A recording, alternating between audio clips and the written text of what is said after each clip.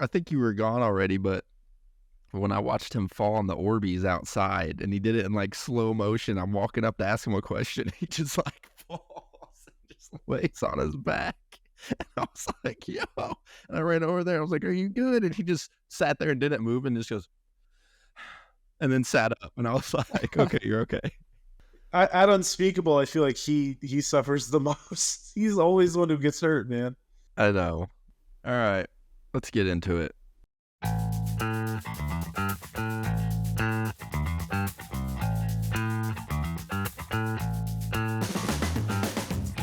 Today, we have another very special guest. This is someone I've known since March of this year. We've worked together and gone through a lot of trials and tribulations as our time as production assistants for a YouTube channel. He has since got a pretty nice promotion, doing a lot bigger things and doing the garbage we were going through as production assistants. But he is also the creator and director of the zombie short film Desolate, which I have been lucky enough to be involved with. He asked me to help, and it's been a blast so far. We still got a lot left to go, but it's been a great time. His script for that actually won second runner-up at the Austin Film Festival in Austin, Texas. So this is an award-winning script he wrote. And then his current role is a video editor for the YouTube channel Unspeakable. And today we have none other than Angus Penland. How's it going, buddy? I'm doing good. I'm doing fine. I mean, I'm definitely doing better now that our program's working. Yeah, that was a blast getting you on here. Sorry you're our guinea pig with our new recording software, but hey, no, I mean it's really neat to see the lines go as my audio peaks. Like that's pretty neat. That right there was worth the trial and tribulation of it all. We can tell you're in this field of work too, because literally the first thing that Mason and I said when we started this was like, oh shit, you can see the waveforms. So I think that's fucking, it's like in real time too, which is fucking nuts. And this is cheap, bro. It's 20 a month and we host on it as well. Again, we're plugging this back-to-back episodes. We're plugging it. We're gonna have to bleep it. Bleep it again. Yeah, but it works really well. We're happy with it so far now that we got this other than that one thing. Yeah, and then my other friend fucking it up, so we had to make a new room, but that's partially my fault. So I mean, he did say he just wanted to be a fly on the wall, guys. He was trying to solve the problem. That's true. He was really trying. I texted him. I said, "Dude, you got to close out. We can't record." And then he said, "Oh, I walked away and it froze. My bad." He's a funny guy, but well, thanks for doing this, man. I know, obviously, I know a lot about your whole short film and all of that, especially making the documentary. And I've interviewed you recently for that. That's going to be coming out, hopefully, shortly after the short film. But Mason, really, I know he has a lot of questions he's wanting to dive into, but I'll let him come up with the first one, I guess. Yeah, definitely. I mean, how to choose, right? No, I'm like a super big, I wouldn't call myself like a film nerd, but I've always been just like so interested in like the process of creating a film of any kind, you know? And I guess one of the first things, we can go chronologically in the process, I guess, is like, what do you think is like the hardest part about writing a script, just starting from scratch? I think like getting your ideas on the piece of paper, because like it's so easy to get lost into them. You know what I mean? Like, yeah, you can have like such an interesting and convoluted idea that you can think about for years, you know, or weeks or months or however long. And if you don't put that on paper, it's all going to get lost in translation. And I think that was probably what I struggled with biggest was, you know, trying to actually figure out which of those ideas meant more to me than the other ones. Because obviously not all your ideas are going to go on the paper. Right. Because like if you do that, then you end up with like just piss poor movies. You know what I mean? I think like the greatest example of all of the ideas going on to the piece of paper for the script is like studio intervention, you know, because like you have like one dude writing it and he's like, man, this is going to be really good. I'm really proud of this script. This is like literally years worth of work. And the studio comes in and goes, nah, I like this idea better. We're going to include it and I'm going to make you do that. Oh yeah. And I feel like, especially in like the blockbuster films that you see nowadays, is like it's so obvious when that happens, you know? Oh God, yeah. You'll just be watching a movie and you'll be like, yeah, there's no way that's where the writer wanted to go with that. No, I think I think our generation, well, I know that you guys are older than I am, but I remember watching like Spider-Man 3 in theaters. And as a kid, I was like, oh man, this is amazing. It's Venom. That's great. As an adult, I'm like, fucking Avi Arad, why would you do this? Why did you force this onto Raimi? He sat there and he was like, please guys, just let me have Sandman. That's all I want. Yeah. Begging and butchered pleading. it. So while you're writing a script, what's something that you want to complain about? Like what, either it be like software you're using or like writer's block or like we need you to bitch about something. I think definitely like the formatting. So like if you want good software, you have to pay like an arm and a leg for it. Like Final Draft is the best software to do it on, but it costs like $150 fucking dollars, which is insanity. You can use free programs. Like I use Google Docs because like it's free, it's easily accessible, but then you got to get the formatting right. And that shit just frustrated the hell out of me when I was writing, because you got to get the margins right, especially if you're submitting it to film festivals. Some of them care about it, and that's annoying as hell. So you really got to go in there and refine it and make sure the margins are correct. Yeah, I will say that's like a really annoying thing with Google Drive that I've always had, is like the Google Docs specifically is just so impossible to work in, I feel like, when you have any kind of formatting needs whatsoever. No, definitely. I think like when I was doing my dialogue for the characters, I had to like manually change the margins each and every time. And it was just, it's a painstaking process. I mean, I only wrote like 30 pages. So Only. I can't, well, I mean, 30 pages isn't like a lot compared to like a studio film or like a big budget, you know, where it's like hundreds of pages. I would want to kill myself. I couldn't do that. Yeah. I couldn't do that. No, fuck that. And that's why, you know, Final Draft is so important and so crucial to like professionals in the field. But if you're just wanting to start out, it's very daunting to have to do those things. Yeah. Now that you've written one and gotten an accolade or two for it, would you go back and pay for that program to use that, or where you just like the next one? Are you just going to Google Doc it up again, or what are you thinking? I've considered getting Final Drafts because I think like I do want to go more into writing, and I think that it would really help me professionally, and it would help with time and ease of effort. But I think overall, I don't know. I'm a penny pincher. I kind of grew up that way, so if it's free, I prefer to go the free route. Although I did do Coverfly. And here's a tip for everybody. Coverfly will give you a 50% off, or I think it was either like 30 or 50% off of Final Draft if you sign up for the like newsletter or something. So if you're serious about buying it and you don't mind paying it, it goes from like 250 to 150. So is that a one-time thing, or is that like annual? It's a one-time payment, but I think okay. I think it's one time per program. So if they like update it, I think you have to buy the newest version. Oh, what? Of course. Yeah. That sounds like Adobe. Yeah. And again, I'm not super sure about that, but I'm like 90% sure that. Oh, I get you. Yeah, I'm 90% sure that's what they make. Man, a little off topic, but that makes me want to complain about how everything's switching to subscription based, like especially apps. I know you're not on iPhone, Angus, but like a lot of the apps now on anything that I try to get is, oh, it's a weather app. Oh, this looks cool. It's $12 a month. Get the fuck out of here. I'm not paying $12 a month to get weather I can get for free. Like that's no, and I think like that's super ridiculous whenever it comes to, because like now it's everything. Like I remember I was trying to look for an article the other day, and they were like, "Hey, do you want to read the rest of this? You have to subscribe." Fuck you. What the like? Nope. Just things like that, because like they're running off of AdSense as well. You know what I mean?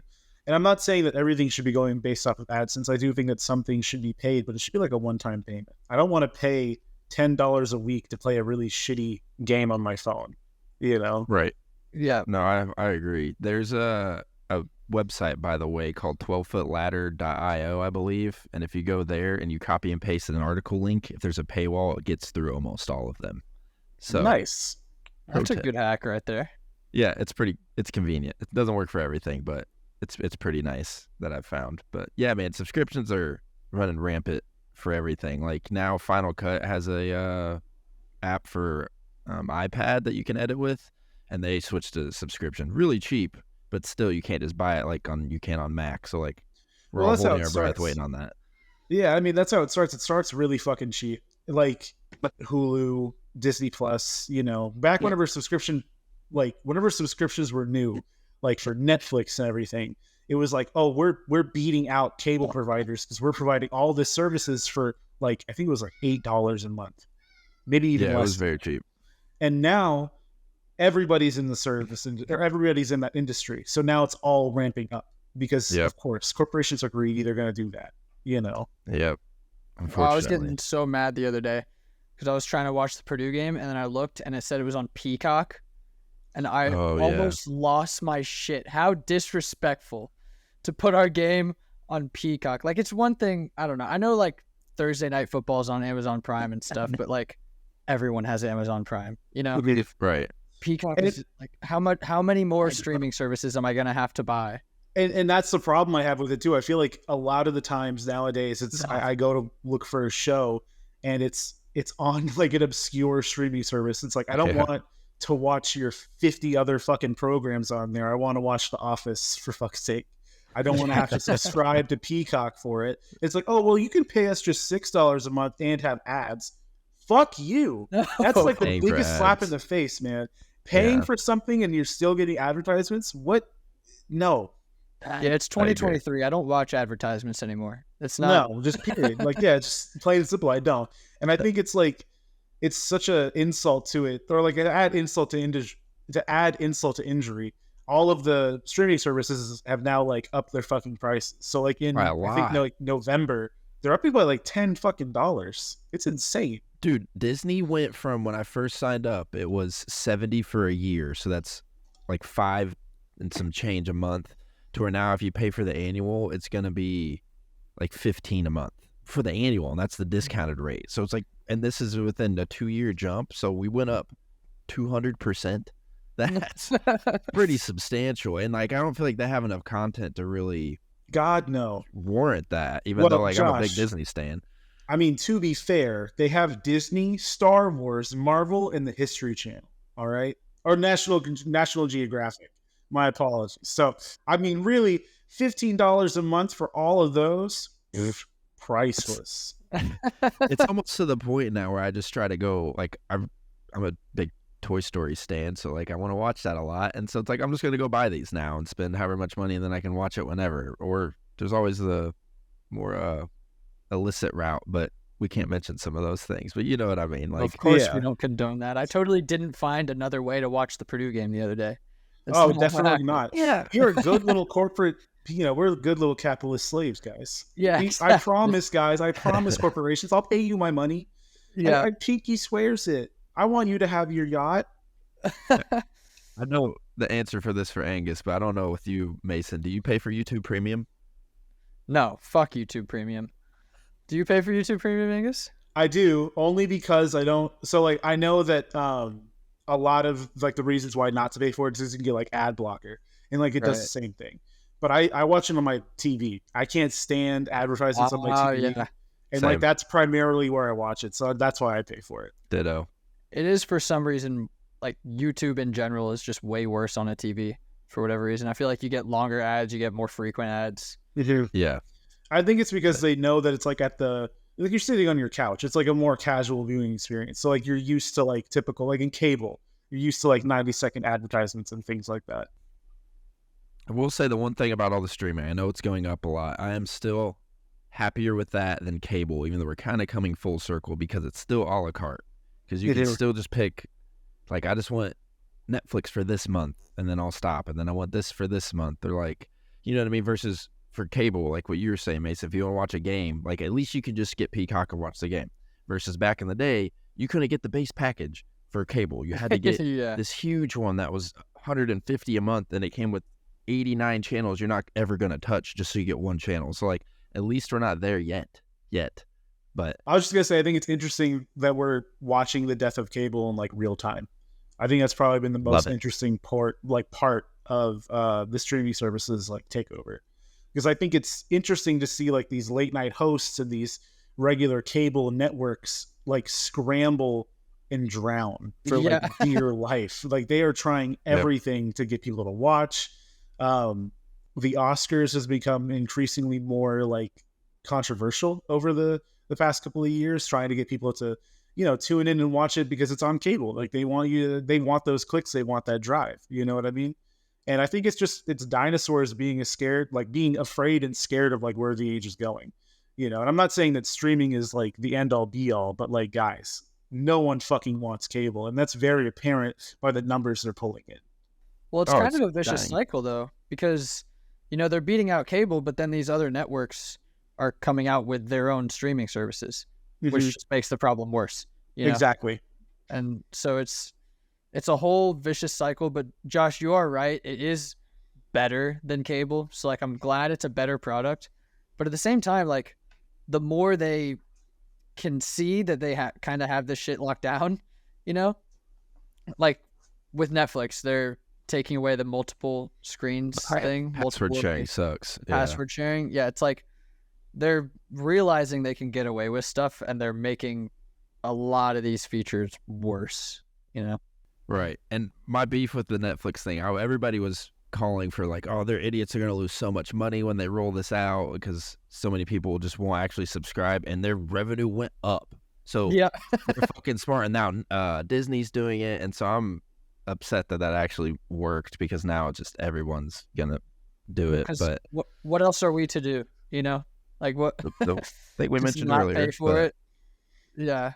Well, because like I went to watch Mindhunter last night, and I didn't realize Netflix. I guess I never had paid for it. I always used someone else's or something, but I always paid for something else and traded it. So that was always the workaround. But now everybody's killing that off. But it's $20 a month to get 4K streaming, so you can get 1080 for like 14. But it's like, it's not. I don't think it's worth that. There's not enough on Netflix for me to watch. Like I'll pay for Stranger Things, and that's about it. But like, it's funny you said. I was about to say, like, bro, what are you gonna do? Like without 11 in your life screaming Papa in 4K, I mean, like that's like a necessity. Netflix is like, I know that, and that's why you're going to pay me $20 a month solely for Millie Bobby Brown just being like a trendy actress. That's like, it. Yep, yeah, we can do whatever we want now. It's like, you want to see her in 4K? We fucking know it. Give me your fucking money right now. So, what would your workaround be, or your solution to this whole problem, Angus? What do you think? And if you don't have one, that's fine, but like, what would you do? And I don't know if I can, for legal reasons, this is a joke. Steal. I'm with you, man, because what's the whole, when take the 7 C's, but when pirating had its heyday back in like, I don't know, 10, 15 years ago, why? It's because it was easier. So people want to go with what's easier. And the whole reason we all stopped pirating music is because streaming services like Apple and Spotify, whatever, made it super easy to get your music. So when they yank convenience out, this is when it becomes back to the forefront. I think we're getting back to that place again. Oh, so no, definitely. They're doing it to themselves. So I agree with you, man. I think it's like, to kind of piggyback off of like convenience, it was really convenient to not have to pay an arm and a leg for things that you wanted to watch. I mean, like in America, especially, things have become way more expensive over the past couple of years with no change in our pay. So like, as we're trying to struggle to buy basic necessities, we don't want to have to struggle to pay for basic entertainment.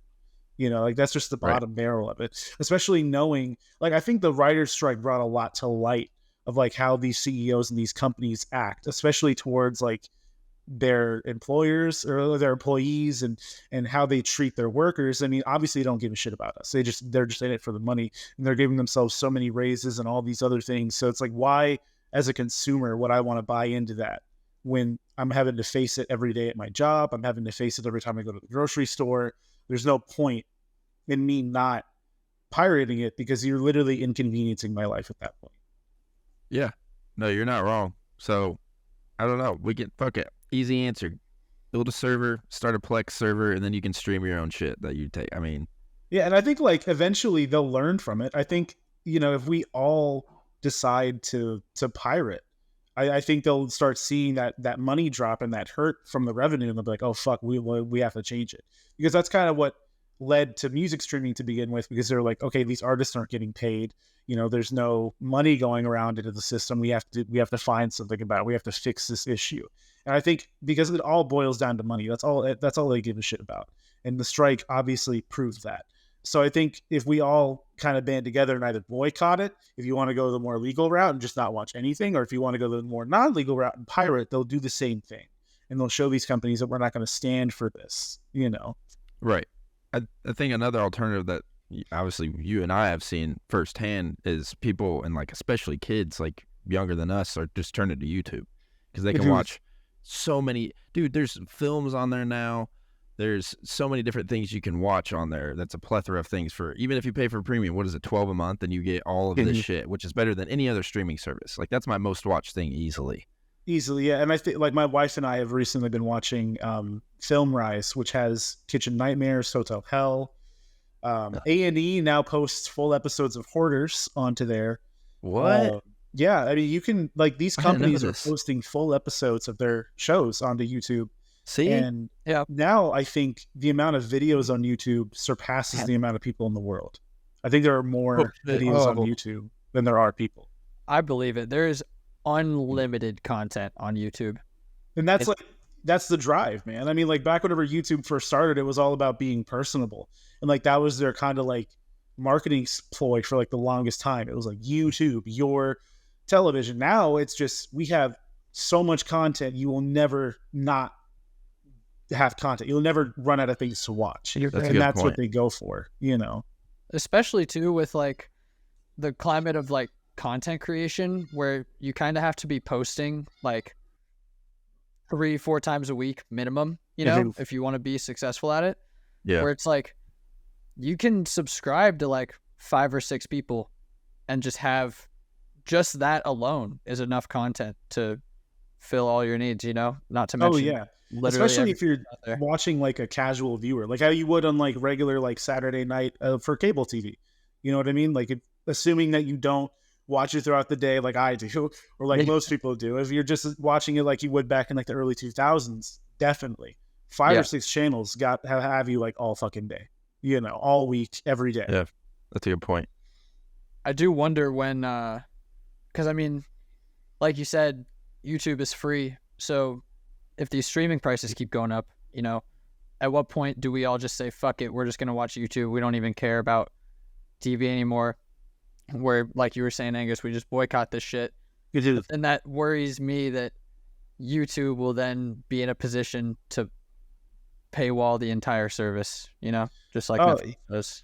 Most definitely. And I think like back whenever YouTube was having a lot of these issues with monetization with their creators, a lot of people started going to like different platforms. So I think if we saw that rise and like that spike, I feel like people would go more towards like TikTok, because now TikTok, even though it's a lot of short form content, they've upped their runtime on things you can upload. So now you can upload to like 10, 15 minutes on TikTok.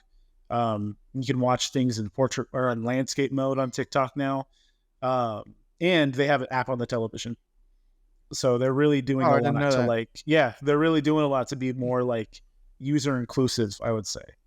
Yeah, I know they also implemented a new monetization policy, I believe, where if your videos are longer than a minute, you can stand to make more money off that. So I like what they're doing there, because the killing of young people's attention spans is becoming quite a problem. No, I definitely agree. Yeah. Now, I feel like as an adult who is on TikTok more than I feel like I should be, I feel like my attention span has gone down a little bit as well. Oh, same here. Yep. I don't want you to get off though. You send me some funny ass shit, so I appreciate it. What I really hate, like, okay, so my biggest complaint about TikTok is their censorship, because they do it in such a fucking weird way. If there's a topic they don't want you to see, you get trending videos on your FYP. You get people that you may know on your FYP. You don't get your regular content. So for about like a week now, my TikTok has been all of these trending people with millions of likes and all these views, and it's not my regular like personalized content. And it just got back to normal. And every time that happens, I have to wonder to myself, what are they censoring? Like, what are they pushing away from like me to see? You know? Yeah, no, that's valid, man. I'm in that. I know I have it now, but that's for work purposes and other things. But I hardly actually get on it. I only like watch when somebody actually sends me something and I get on. But I'm still in the camp where like I would be cool if they banned it, because it is literally spyware on your phone disguised as video sharing. Like if you dive into like people reverse engineered it and saw what it's doing on your phone all the time and stuff, like there's a reason it's been almost banned multiple times by the government. What other apps have done that? And I know that the argument is, well, we're already getting our data stolen. They just don't like it because it's a Chinese company. True, but also like they're not good. Like China doesn't do good stuff to their people. Like I don't want them having all of my shit. You know what I'm saying? Like what we don't know what they could do with it now. It's kind of like if you think back in the day, people will do crimes, but they can't trace this, whatever, I can get away with this. And then like 30 years later, we have better technology and they like are solving different crimes. Like what if the data they get now doesn't do shit, but later there's some crazy, like we can't even fathom it, but like some AI thing that like they recreate us virtually because they have so much on us and then like we're not us. Like, I don't know, crazy, but I'm just saying like, I like just not having to deal with that thought. Oh if yeah, that I mean, makes sense. But I feel like at the end of the day, if it's not TikTok, it's going to be another platform. There's no stopping it at this point. And I don't think the answer is to ban it. I think the answer is to just regulate it. I think all of these companies across the board have misused our information, have misused our privacy. And I think that they all need to be held accountable for that. And I think the TikTok hearing has been made publicized, very popular and public just for its blatant stupidity of the congressmen and senators who have been asking the CEO of TikTok all these questions. I mean, they're on there and they're like, does TikTok access my Wi-Fi? yeah. Yeah, it does. What do you need? Everything accesses Wi-Fi. And I think it's just the questions aren't being asked by the right people at the end of the day. You're definitely not wrong. There are valid criticisms though. Like don't have hard data on this right now, but apparently we're in China where that app is, like their algorithms are very different. Like they'll show them more like educational things and less just like trendy bullshit that's like whatever. And so it's like they're trying, it's already been proven you can use social media to control people, not like make them do this. We're not drones, but like it's already worked politically for 2 different elections. You know what I mean? Like it came out and there's hard data on that. Like Russia was interfering. You know what I'm saying? So there is more power that social media has and like we're really understanding, I think. And because we're in the thick of it, we're the guinea pigs. We're the generation that's like, we're just trying this out. You know what I'm saying? So we don't have like textbooks to go off this because what Facebook came out in like 2004 or something. So like we're still really new to all of this. But anyway, backtracking, I'm glad that there at least is a YouTube competitor because that has been lacking for a long time. Because we need YouTube to stay on their toes with shit. Because like Vimeo kind of started doing something and then they fucked it up by like paywalling everything. Yeah, I was about to say they paywalled it, which is the problem. Everything. Yeah. And then they don't support like the creators anymore because they're just not good anymore. So like I do appreciate that about TikTok. I'm glad that we're having that. And I hope we get another like long form competitor as well. Maybe TikTok will do that and they'll open up a new site or something. But yeah, anyway, I have reservations about it to come full circle. But as you being a creator yourself, I mean, I know you're editing and all that shit, but you edit for a really big channel. Your videos get a lot of views. You are a professional editor. So like, it's fun hearing your thoughts on a lot of this because there's not a lot of other higher qualified people to talk about it. But so I like seeing what you have to think about all these things because you're a lot more versed than Mason and I are in this field. We're consumers with it, but you definitely create a lot of it. So well, I appreciate that. I know we shifted a bit from the short film stuff, but hey man, that's the fun of it, you know? I mean, just 3 dudes talking. 3 dudes and a mic. But that's all it takes nowadays.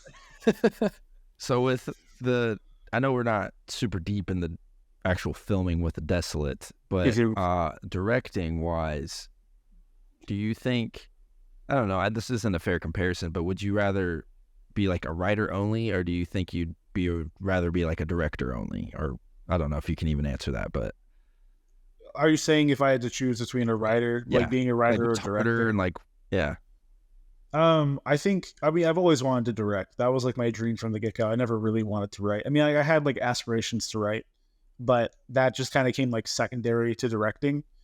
So if I had to choose between the two, I think I would want to direct. I think being able to portray a story on screen for those to enjoy for like years to come takes a lot of like skill and talent. And I know that like there's a saying that I really love, like if you have a bad script, no matter what you do, it's going to be a terrible film. But if you have a good script, even if the people who are working on it are incompetent, it's still going to be a mediocre movie. So I think like I don't want to discount writing because that is the most important part of anything. But directors being able to hone their craft and to create beautiful pieces of story on the screen for us to interpret and visualize is just something that I like really admire. I'm very fond of that. That makes sense.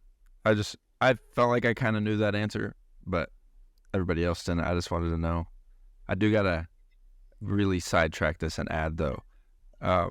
What's going on with the kitty in the background? That's what I'm wondering as well. He wants to it was go. so hard for me not to interrupt there. He wants his mommy. That's what he wants. He wants to go into the room. My wife right now, she's being very sweet, and she took all of her animals into the bedroom. And I think he just got left out.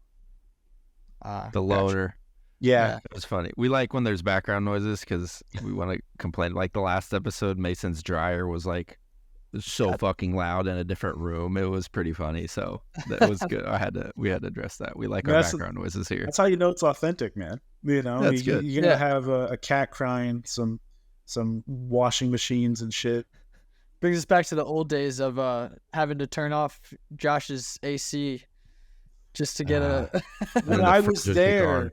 Oh my God, when I was there doing the interview, I was sitting there and he was like, I have to turn off my AC. And I'm like, oh, haha. And he's like, I'm not joking. And I'm like, oh. And this is a different apartment, but this one's actually louder, Mason, believe it or not. But yeah, I learned through the podcast days because we recorded one episode and it was, all you heard is just like the whole time. And it was the fucking AC. So it was a good learning experience. But oh, how far we've come.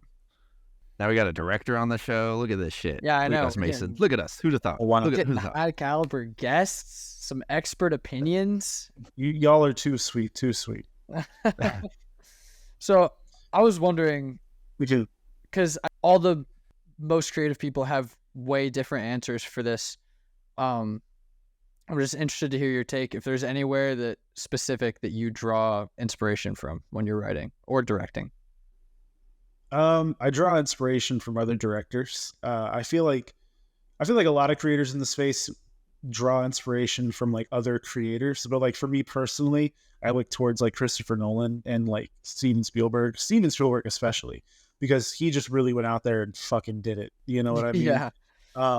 In one of the documentaries that I've watched, he was talking about how him and his friends wanted to make a war movie film.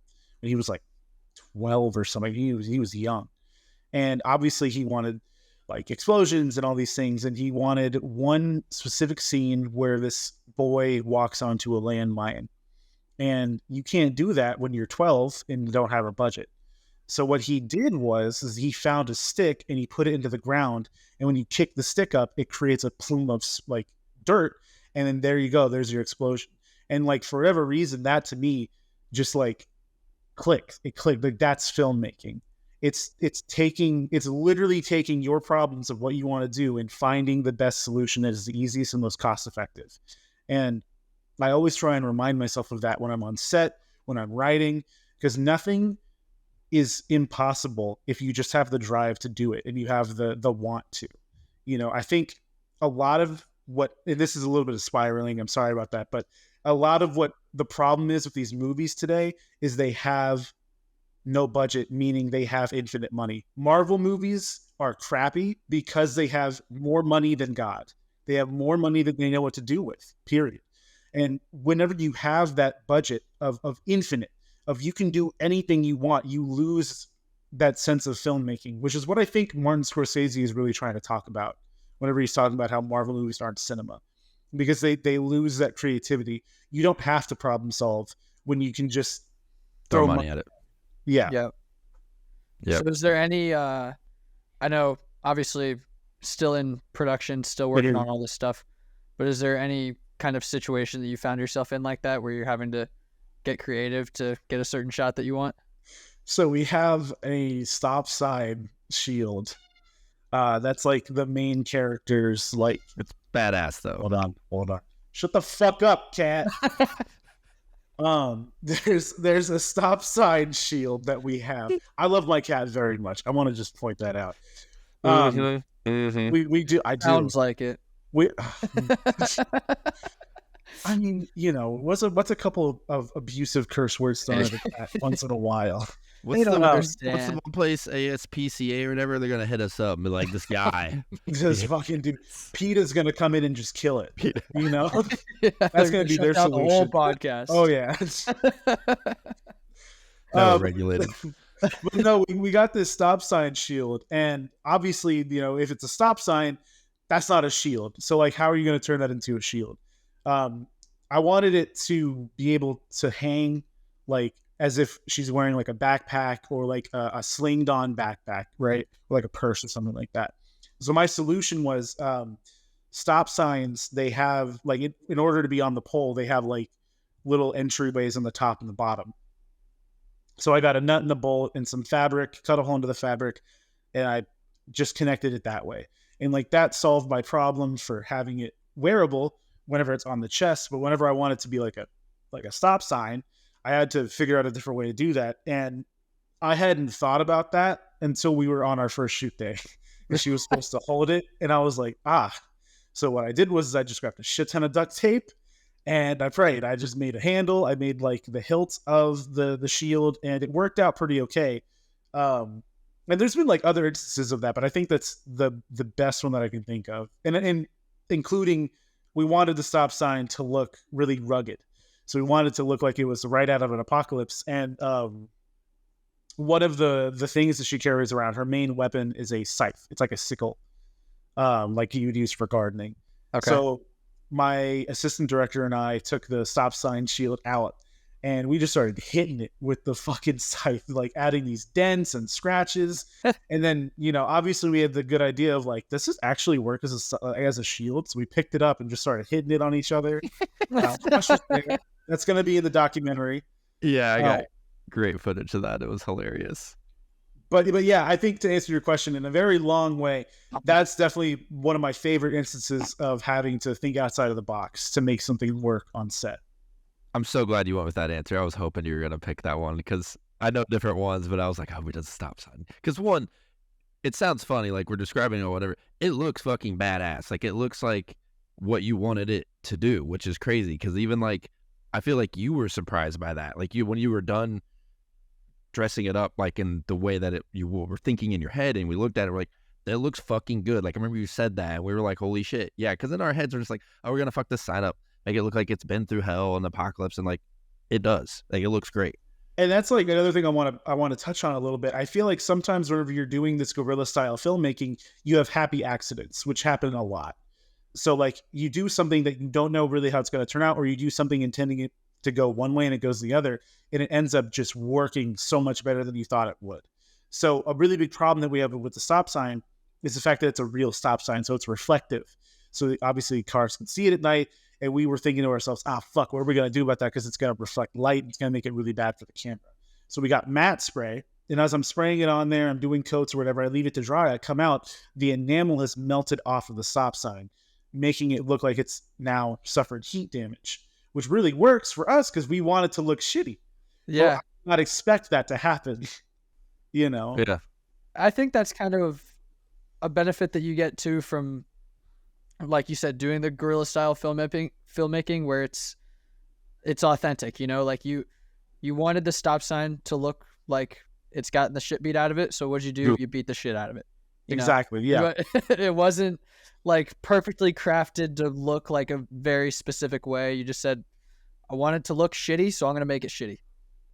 Yeah. And I think like, again, a lot of the studios nowadays just don't do that. Like, I think the thing that I always come back to whenever it comes to props on studios and how they are mishandling their budget and mishandling the use of CGI is in Spider-Man No Way Home, when Green Goblin smashes his mask and it's a CGI mess.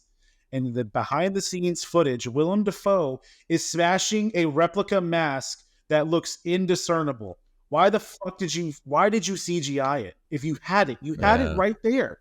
Yeah. Why did you do that? And I think it's just they think in this way of like CGI is the end all be all to our problems. That's cinema now, and it's just simply not. Yeah, I think that people want to see like this large spectacle, which is cool every now and again, especially like in the final fight scenes of these Marvel movies. I don't hate it. You know, give me the large spectacle. Oh, definitely. But I think whenever it comes to more practical effects, I mean, fuck. Exactly. That could have been done practically, man. I mean, I remember in theaters, I was like, oh, this was just rushed because it was COVID. Like they must have not really had a mask, you know. And I was trying to get all these excuses because I really loved the film. Whenever I watched the behind the scenes, I was pissed. You know, I Yeah. mean, Sam Raimi did a really awesome thing with Doc Ock's arms. He made them puppets, so like they were physical things. And then Marvel Studios were like, no, we're just gonna CG it. You lose Yeah. authenticity with that. Doc Yeah. Ock feels less threatening. He feels a little bit less real because of that. Right. Right. A couple things. You said a lot of good shit through that whole speech, but Doc Ock one and the newer movies. Yeah, I agree with you, but I think part of that too, like that has to affect the actors. Like when you're messing with just so much more green screen shit, like they talk about it too, and they can like physically be around like the props and things that helps them. Like obviously they still are great, but like it's still give them the tools they need to succeed. But something I was listening to on a podcast made me think of kind of what you were just referring to. I'm pretty sure it was Ryan Johnson talking about when you go to do a scene or just a whole film in general, and you're doing everything by the storyboard and like you're not tweaking anything at all or like adjusting it to like, oh, this would actually look better at this location than I originally planned. Like you're taking like what you said, the authenticity away from it, but that's also like a lot of the spirit of the filmmaking, because you get somewhere like this is going to look better. Yeah, we're blowing up the plan, but like this works. But when you stick to it all the time, you're neglecting things that may have been either better. Like it might be harder to do in the moment, yes, because you don't have that plan. But if the end result is better, the ends justify the means, I think. You know what I mean? So I like how you're giving this perspective, and it's fun like hearing about like when Nolan talks about when he had no budget and was doing shit like this. Like it's just exactly what you're saying, man. And that's why he talked about Oppenheimer, how that one had a smaller budget than some of his other movies, but like he did practical effects and like there's a reason it had impacts that it did, but it forces you to actually be creative. And that's ultimately what we're doing, right? We're trying to be creative. We're not trying to make big blockbusters. Like I know they are, but like the director, I don't think they're going to say, yeah, my goal is to make a shitload of money. They're like, no, I want to make a good movie. You would hope. Yeah, and I think like Christopher Nolan is like the king of practical effects in the modern age. I don't think anyone does it like he does. Like for Interstellar, what he did for the actors, because to touch on the fact that you were saying, you know, actors from the green screen sucks. What he did was he took because he actually created the spaceship that they're in Interstellar, which by the way, little side topic, it's all functional. Everything in that spaceship is functional. What? Wow. Good things that are not in the film are functional for actors to hide snacks, scripts, and everything. Every cabinet you see opens, everything functions properly. And for the film, when they're going past the black hole, instead of just telling them, okay, you're going past the black hole now, he projected it onto the screen. He had already rendered it out and projected it onto the screen so the actors could see it. So that reaction they're getting and the reflection you see in their helmet is real. That's crazy. And that's something that, like, obviously building the replica spaceship and having it all functional, was probably incredibly difficult. But yeah, but like pre-rendering the effects and just showing them to the actors as they're going through, like that's an easy thing to do, you know? Oh, and definitely. Yeah. It makes all the difference because, like, you think about it, that's why you have like people who get prepared for their roles. Like, you know, we all hear like the Joker stories of all the like people who've done that role and their method acting kind of methods. But you know, how do you expect someone to have a super emotional performance or invoke any kind of emotion when they're just standing in front of a blank green screen? Like, obviously they can do it because they're professionals and they're really good at what they do, but it's noticeable when the directors put more effort into this kind of thing. No, yeah. I completely agree. And I think like there are, because like obviously I think the excuse that people would give is like, oh, the effects aren't going to be final. They're not going to, you know, like it's going to change. But like, who gives a shit? Of course it's going to change. Just give them like frame of reference. Yeah, give them something. Because like if you look at Avengers Endgame or Avengers Infinity War, I think is a better example. When they are on Thanos' planet, I forget the name of it off the top of my head, but when they're on that planet, they actually built that set. Obviously they use green screen, but if you're looking at the behind the scenes, that rocky kind of space environment. They built that from scratch. And then for Josh Brolin, when he's on screen, they give the actors a frame of reference. They give him like Josh Brolin has like a yardstick on his back with like Thanos' head on the top. So like they know they all have the same frame of reference of like, I look up that way to that guy. And they do the same thing with Hulk. And I think like it's little things like that I do commend Marvel for, because that at least gives the actors a reference of like, okay, this is where I'm looking. This is for consistency's sake, DC, however, DC just can't do a damn thing, right? No. We'll say besides the Batman, but that's just like, I consider Batman like, dude, that's like subsidiary DC along with the Joker. It's just I like, agree. It's not the James DCU. Gunn. Yeah, even James Gunn was like, I'm not affiliated with that. That's not going to be a part of my universe. It's like, you're a fucking moron. That's cool. Thanks for just telling us that. Yeah. Don't get me wrong. I have a lot of respect for James Gunn. I mean, who wouldn't? But I think at the end of the day, whenever you have one of the most successful Batman movies ever, and you sit there and you go, we're going to change Batman, you're a fucking moron. That's a everyone's already criticizing you for everything else you've done. And you're going to say, the one thing that you guys like, I'm just, fuck that. I don't want it anymore.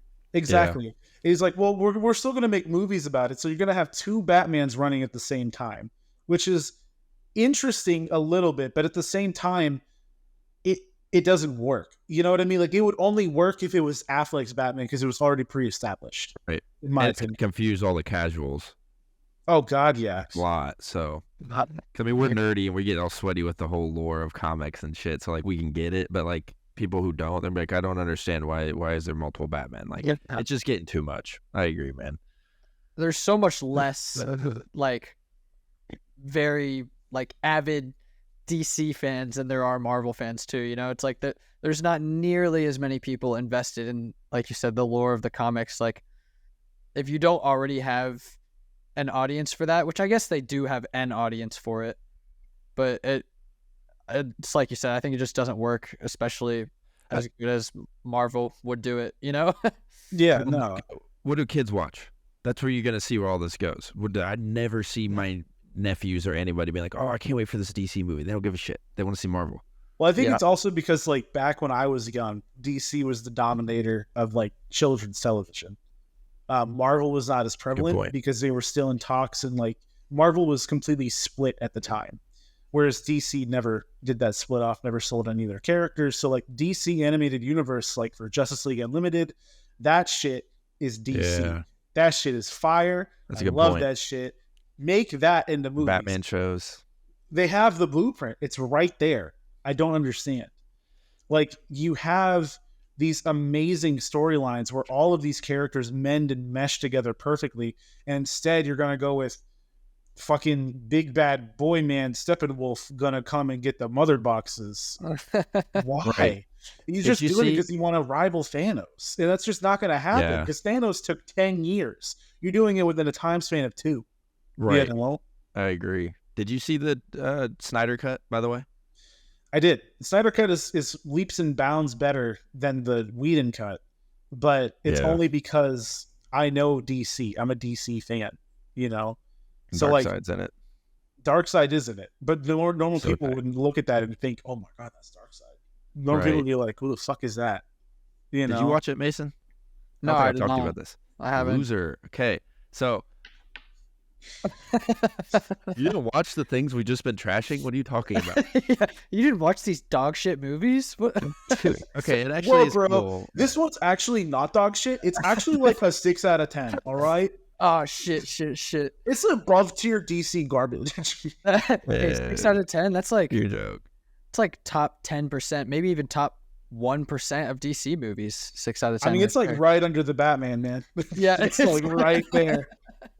Okay, but so I wanted to bring up on that because I talked to you about this, Angus. They did the original version, is what Snyder says is the black and white one, because for some reason he had it on his laptop and it was always the black and white version because I guess it was like easier on his computer. I don't really remember, but so when he edited it, it was always black and white. So he was like, "Oh, this is the real movie." But they had to release a color version because like people hate that shit.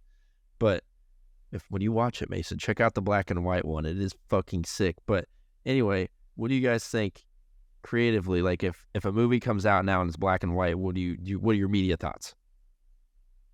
It's gonna have to be. I'm gonna have to be pretty confident that it's gonna be a good movie. I think. Yeah, it would have to be like, I think when I saw Oppenheimer having the black and white moments, I was confident in Nolan. But I think if it's a big studio name like DC, or even a franchise where none of your previous movies have been black and white, it feels out of place. That's fair. And I think like it can be detrimental. That's understandable. Because I've always had, I don't know, I used to always hate it. And now that I'm doing more filmmaking, I think if you can nail that is such a stylistic choice that I'm like all about. And I want to do something like that so bad. Especially like, have you seen Sin City? Have you guys seen those? I haven't. Yeah, I have. I don't like it that much. I gotta be honest.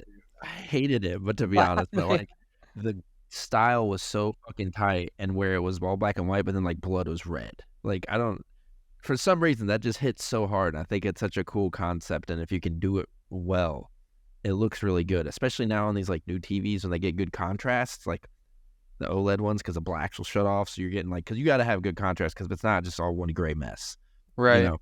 Well, I think Nolan did it really well by kind of interlacing it and having it be the monochrome as well as full color. Because I think whenever you rely on full color, you lose a lot of like lighting tricks and color tricks that we use now. I mean, like we associate green with like sickness and dystopia. We associate orange with like warm and calming and caring, and you lose that through black and white. If you're doing black and white, True. It all feels distant, you know? Yeah. So I think like that's the reason why most people don't go with it. And then if you want to go with it, I think having it interlaced is a really good idea. I completely agree, because I think that a whole movie, especially like, movies are long nowadays, so it's like they're getting longer. If you're watching like a 2.5, 3 hour movie and it's all black and white, like personally for me, that would take me out of it. You know what I mean? And I think it relates back to like, because you had said earlier that you don't consider yourself a film nerd, but you are interested in film.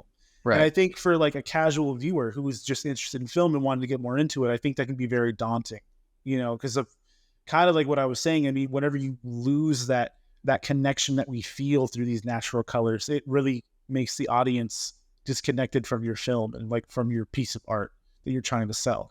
But it's also an extremely bold statement. So if you go for it, that's sick as fuck. I have a lot of respect for you, because you're just saying, I don't give a shit what other people think. This is my piece of art. You know what I mean? You nailed it. I think that's why I don't want to say as I got older, because even when I was older, I didn't like it. It's now that I'm into filmmaking and like doing some things, I appreciate that so much more, because now I'm appreciating the more art side of it.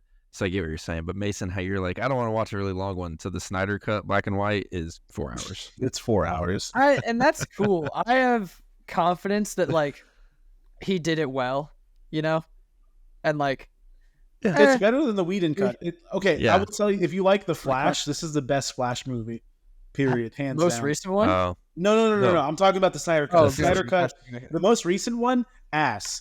Fuck that shit. Yeah, that's why I was so surprised for a second. I don't know why I thought you were talking about the most recent one. No, I was like, I have heard zero good things about fuck that movie. Ezra Miller. Fuck Ezra Miller. Fuck that dude. What the fuck? No, but like back when Ezra Miller was not a fucking predator and a weirdo, he made a really cool Flash movie in the Snyder cut. That shit to this day is my top 10 superhero movie moments ever. What he does in that film. That shit was crazy. Oh, good to know. I'd take your word for it. You know your fucking comic book lore and all that. Although, fair warning, not only is there a black and white version, you can watch it in color, but both versions are in a 4:3 aspect ratio. I hate that so much. Really? I fuck with that so heavy. I love it. I just feel like you're missing so much. No, you know what I mean? Flip side of this, the reason why I looked into this is because it was originally supposed to be an IMAX. And so you know how that's taller? That's a taller format than the 16:9. And so if he would have cropped it like that, you would have missed more, is what he was saying. So doing 4:3 kept what he originally wanted in place. So I get what you're saying, but he actually had a reason. It wasn't just like for no bullshit. But it's so like doing that mixed with the black and white, dude. It just felt it was so unique. Like I can't. There's no other superhero film I've watched that did that. I don't know. It was just fun. Like it was cool they did that, and like I don't know. I'm really into this weird shit. Because have you guys seen The Whale? Have not. Fuck. Okay. Great film. Like swing and a miss. It's on my list if that makes you feel any better. I'm a big Darren Aronofsky stan. Like anything he puts out, I love watching. But it's all 4:3. So like, I didn't know that. And I went to the theater and I was like, oh shit. But it just helps, especially because the whole film takes place in 2 locations. Really one, but one's the outside of the same location. So like, how do you make that interesting for that long? And he did. I think that's actually a really cool point that you bring up, The Lighthouse, because I've never seen the movie, but I have seen a lot of clips on it. I think why the 4:3 ratio works so well for that film is because it's a more intimate setting. It's 2 people. It's one, like you just said, it's like 2 locations max. Wait, you talking about The Lighthouse? Yeah, you said it was like two locations, right? I was talking about The Whale, but I haven't seen The Lighthouse yet. That's on my list. Oh, my bad. No, keep going. That's literally on my list. The Lighthouse is in a 4:3 aspect ratio, and it's in black and white. Oh my God, I'm in. And I think it works a lot better because it's a more intimate setting. I think whenever it comes to these superhero movies that are on such a grand scale, we expect that bigger 9:16 aspect ratio, just because it's larger and grander. We're going to all these different locations. We're going to all these different battles. I mean, like, we're going to fucking different planets. I don't want to view that's a great point, dude. In a tunnel vision. You know what I mean? Yeah, like you need that background context. Yeah, and I think it's like it allows us to get more immersed in that world because we're not having to just sit there and look through this small viewing port. Now, I do think it's a very interesting statement to make. And I do like it artistically. But I think whenever it comes to superhero movies, you also have to take into account your audience. You know, I think every director should do that. And especially whenever you're doing these big budget, blockbuster, crazy nuts to butts, fucking alien dude coming down and mauling Amazonians on horses as they run and carry a mother box. I want to see that in its entirety. I don't like the fact that it was in a 4:3 aspect ratio. And I think you're kind of hitting the nail on the head with why I kind of am a little bit turned away from not only 4:3 but black and white as well. Is it like just with the climate of movies nowadays, like people aren't really making a lot of movies that style would fit. You know? I agree. Yeah, no, I mean everything has gotten a lot bigger nowadays. Yeah. And so and like with the black and white, how you were saying it's like this bold statement, like with the Snyder Cut, I totally believe that it works because I know that he can pull that off in a way that, like, you know, takes advantage of the benefits and the different, and it hides some of this shitty CGI, by the way. It does do that. Yeah. So, but I mean, like you were saying, it's just much better, in my opinion, when it's scattered throughout, and you know, you are in color and then you switch to black and white, and now you're locked in because you're like, what's happening? And yeah, because now I think black and white, that changed. Okay, so a really good example of this is Barbarian. So in Barbarian, they have this really hard cut whenever it's like we're like the entire movie we're in this 9:16 aspect ratio, and then all of a sudden we go back to the past in like the 80s and we're in this 4:3. The color saturation has gone up by a lot, as well as like the sharpening has gone down. So it makes you feel like you're watching something vintage. And I remember whenever they did that, I was blown away because it not only helps you get into the mood of like the period and like where you're going, like time wise, it is very visually stimulating. Because like if you pull it off right and you frame it to where like maybe you have your 10:80 or 9:16 aspect ratio, and you're full screen and you zoom in and like your corners get blocked out by some object or obscurity, and then you pan in to that 4:3. That's super interesting filmmaking. That's super interesting camera movement that I feel is very natural. You know what I mean? And I think like Nolan did a great job in Oppenheimer in handling those scenarios and those situations. And I think whenever you interlace it, if you can do it right and you can do it in a very interesting way, it makes for a very pleasant viewing experience. Yeah, that's fair. I agree. I I'm like a big fan of the changing aspect ratio, kind of not yeah. style but technique, I guess. You agree with I because I completely agree. It's smooth, it's clean, and it's powerful at the same It's time. also fun. I like now where since we're just so digital with everything, when something comes out that's film, like it's a big deal. So like, have you guys watched The Bear, that show on Hulu? I've heard so much about it. I've seen clips I've from also heard a lot about it. I So haven't watched fucking it. good.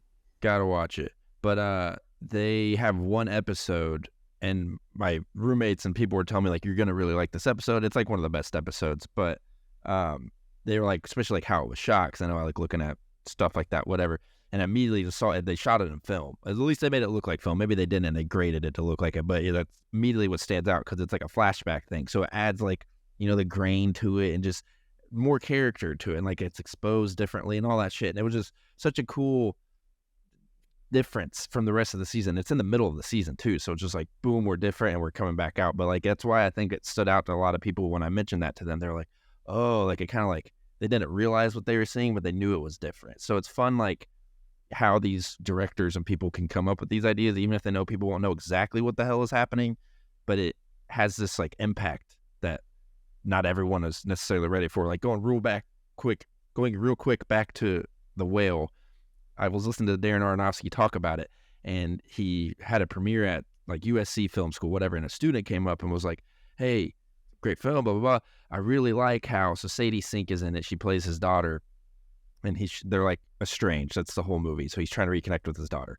And at the beginning, when you first start seeing her, the student said this to Darren. He was like, it's cool how she's lit very cool, like cool temperature colors. And then as it goes on, she gets warmer by the end. She's lit with warm light. So it's like they're kind of getting back together. And he goes, I didn't even know that. Like he didn't even know that. Now it's his film. So like his DP did all that without even like asking or something. And it just worked that well where he even didn't know. So there's just so many elements to like filmmaking, man, especially you being in the thick of it, like you wrote yours. So like you have a lot more ideas, and then like directing it, even if you're directing somebody else's script, you have your own ideas you're going to implement into it. So it's fun hearing like, I don't know, you're just smart as shit with a lot of this stuff. So it's fun hearing like just this whole different take that I never would have thought about, but it like opens my mind to other things, and there's like endless possibilities. So I don't know, it's just fun listening to that. But to kind of piggyback off of that, I don't know if you guys heard, but Greta Gerwig for Barbie, when they're in Barbie Land, all of the Barbies are backlit because harsh light on the face makes people seem more imperfect, and it gives them makes them seem a little bit more like kind of weird looking. I mean, if you have like direct light on you, it looks bad, obviously. But in the movie, they meet a Barbie named Odd Barbie, and her introduction is in hard light on her face to give you that subtle nuance that you wouldn't even notice of why she's different and weird. Because every other Barbie, no matter where they're placed in relation to the sky or the sun, they are backlit. She immediately is front lit and has harsh light on her face. Holy shit. Like her I gotta rewatch now. More defined. It's insane. It's the little things like that, cool, man. Dude. I love when they get creative like that too, because it's like you were saying, Josh, how like with the episode of The Bear, how a lot of people might not have known why or how exactly it's different, but they can tell that it's different, you know? And that's where a lot of the time, sometimes I'll watch movies and I wish I didn't know a lot of the behind the scenes stuff that I know, because then I look at it and I'm like, oh, that's amazing. That's so cool. They must have like done this, or they did this, and that was a really cool choice. But there's something about the magic of like not knowing how they did it and just being like, holy shit. Like I wasn't expecting that. I didn't even think that was in the realm of possibility, you know? Hey, this goes back to the class we met at, dude. I don't know if you remember, but Tony's like, I'm going to ruin movies for you guys. He started the class with that. And that's, here we go. Because we learned about like framing and. Man, I think I have that same feeling. I had that same feeling when I started getting into filmmaking. I felt like movies were ruined. I could never look at them the same. But what really kind of inspires me more than anything is that now that I have this knowledge and filmmakers continue to do things that surprise me, I watch it and I think to myself, how did they do that? And that wondering how, that's what inspires me to go, oh my God, filmmaking is still my passion. It's still a dream. You know, whenever I can't figure out how they made the shot work, or I love that aspect of it.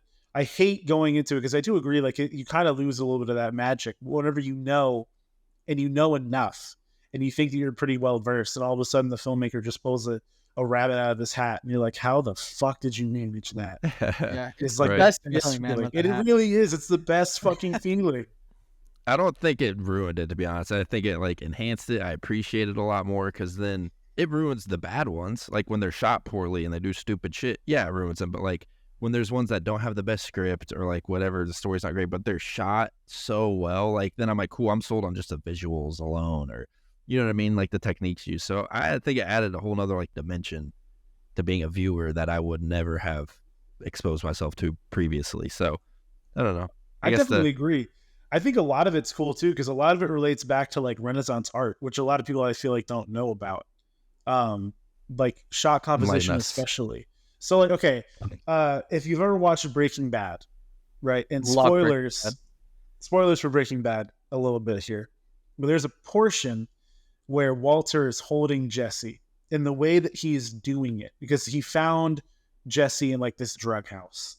And the way that he is holding him, and the way that it is framed, it is directly referencing a painting of the mad Russian, I think, what are they called? What, Tsar? The mad Russian Tsar, I think. Putin. No, not Putin. Not Putin, Josh. I mean, yes, Putin, but not for Painting this. of- Not for this. He's referencing that painting of Putin on the horse. Is that Yeah, because like he's actually riding Jesse. He's got him all, by like the fucking horse there. He's got him saddled up. He's Oh like, my Jesse, God. we need to cook. Get out of the state. Then they gallop off into the sunset. Oh my God. Right into the RV. Yeah. It's my private domicile, bitch, and I will not be harassed. Yeah, badge. But no, the framing that they do is referencing this king. I don't know. I might be talking my ass as a king, but anyways, he's holding his son. His son has been killed by his anger, by his insolence and his neglect, and he's holding him, crying, just, holding the son tight to his chest, and that is a direct reference to that painting. Yeah. And if you really pay attention, a lot of these movies do that. Anakin in Clone Wars is a reference directly to Lucifer and the paintings that were portrayed of him, the fallen angel, and his eyes and the way that it was framed. A lot of that has reference back, and a lot of these shot compositions that are so notable and stand out so much to us are directly correlated and related to previous Renaissance works, which I think is really, really Wow. it's putting them into motion, which I think is beautiful. So we're a show that tries to solve problems, so we got to create a problem out of this. My problem is I don't know all this sorts of stuff. So how did you go about learning all this? Like what? I had an amazing teacher in high school who introduced me to behind the scenes, and I learned more from like the Hobbit behind the scenes. I can tell you all about Hobbiton and how they made that a real set and why they did that. I can tell you all about Interstellar and why they made the real sets that they did. And then I took a film appreciation class in college, and I had I was lucky enough to have a good professor who cares, and he's the one who was assigning us work to watch movies but relate them back to Renaissance paintings, because Shit. it pointed out that a lot of these movies take inspiration from these Renaissance paintings. Wow. And that, Okay. when I learned that blew my fucking mind. Yeah, you just blew my mind. That's why I had to ask. So you just watch a lot of behind, like, since not going back to school, I don't think, but you just watch a lot of like behind the scenes stuff is where you get a lot of this, you think? I think so. I mean, I don't watch as much as I used to. But like, I don't know, man. I watched a lot of YouTube videos about it. I mean, I didn't go to school for filmmaking. Like I have my associates in science. Oh shit. Okay. I didn't know this. So yeah, and I didn't. I mean, I wanted to. I knew I wanted to do filmmaking, so I was doing a lot of research about it prior. And I think it's just a lot of like self-taught, and trying to recognize these angles and these light maneuvers and like kind of create reasons for them in my head and like research for them. You know what I mean? Yeah. No, that's good, man. You enlightened at least me to a lot of this shit. I'm sure Mason can probably say the same. But Absolutely. Well, I appreciate we're it. running out of time here, but I want to give you a minute to plug your film, man. Like, let people know what's going on. I know we got a Kickstarter. Well, I think by the time this is out, we're not going to have one. Yeah, that's true. It's but like either 7 way. days, but yeah. Desolate is a post-apocalyptic short film that follows a thief who is trying to steal resources for herself from a newly discovered civilization. And along the way, she meets a very hopeful individual named Celeste, and she learns that the real way to survive in the apocalypse is to trust one another. The main takeaway that I want people to have from this film is that even if you're going through a very depressing time, even if you're going through a time in your life where everything seems hopeless and everything seems lost, it's important to reach out to those around you because you never know who's willing to help you. It's much better to get help rather than to drown alone. And that's what the movie kind of symbolizes to me. Yeah. So anyways, not to get super deep and serious about it, fucking watch it. It's very It's interesting. going to be cool. We have a everybody do Romero it. working on it, so that's cool. And then what's the social media handles? At Desolate Short Film. I'm pretty sure it's the social media. That's the, yep, for all of The them. Instagram. We'll put the link in the description, everybody. So click there, give it a appreciate it. follow, support it. It's going to be fun. I'm a little biased, but it's some good shit. Angus I've is been awesome. I've been seeing the posts. I'm excited for it. Wow, That's thank cool. you. I appreciate that. Absolutely. Speaking on biased, I think I'm also very biased. You should definitely follow the account. Do it. Follow Angus. Well, anyway, man, thanks for doing this. This was a lot of fun. We'll definitely have to get you back on and dive more into the whole YouTube side of what you're doing. But I appreciate it, guys. Thank was you. fun. Thank you for having me on. Thank you for all the Absolutely. interesting questions and shit. Sorry that I went on tandems, but I no, wish you you know. went on more. no, if we had a longer time slot, this would have been cool. We'll just have to get you back. That'll be our reasoning. So that sounds good with me. I'd love to come back. Absolutely, good. man. Bring the cat too. We're all about it. I Gotta bring- definitely will. I hope he's not super prevalent, but if you guys could hear him, that probably needs what he is. I We'll do haven't. some editing magic. Yeah. It'll be good. It adds to it, man, because then we referenced it, got to bring up the problems to solve them. All right. Exactly. And obviously, the answer to that problem was just berate your cat. Yeah, verbally Do the whole your pets. Jack Black from Anchorman when he punts Baxter off the bridge. Love that part. All right, Welcome. dude. Well, have All a right, good guys. night. Thanks for listening. Be sure to rate the podcast and subscribe wherever you get your podcasts. Check out the video of the episode on YouTube, and the video is also on Apple Podcasts now, by the way. And subscribe to our YouTube channel at Critical Solutions. Visit our website at criticalsolutionspodcast.com and follow us on TikTok. The links are in the episode description. Well, this was fun, Mason. Let's see you next week, man. Yeah, see you next week.